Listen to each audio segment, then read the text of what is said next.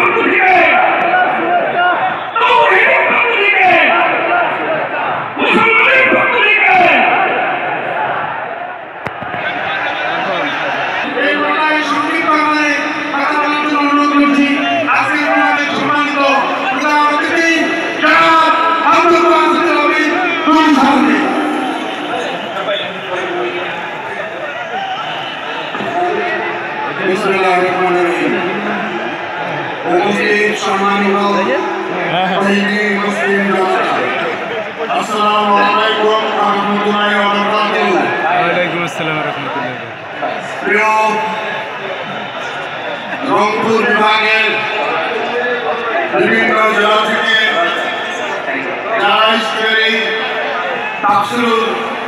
মাহফিলে উপস্থিত হয়েছেন আমাদের প্রধান বক্তা, যার নতুন করে কোনো পরিচয় দেওয়ার প্রয়োজন হয় না, যাকে ঘিরে বাংলাদেশের মানুষের মধ্যে যাবে যে অনুভূতি সৃষ্টি হয়েছে তার বহিঃপ্রকাশ ঘটেছে আজকের লালমনিরহাটের ঐতিহাসিক শতাব্দী মাঠে। ডাক্তার মিজান রহমান আজহারী, আমরা তার প্রতি কৃতজ্ঞ। লালমনিরহাটবাসী অনেক ব্যস্ততার মাঝেও উনি আমাদেরকে সময় দিয়েছেন। 5ই আগস্টের বাংলাদেশের পরিবর্তিত পরিস্থিতির মধ্য দিয়ে একসময় বাংলাদেশে রাজনৈতিক সভা তো দূরের কথা, একটি তাফসীরুল কোরআনের আয়োজন করা সম্ভব হয়নি।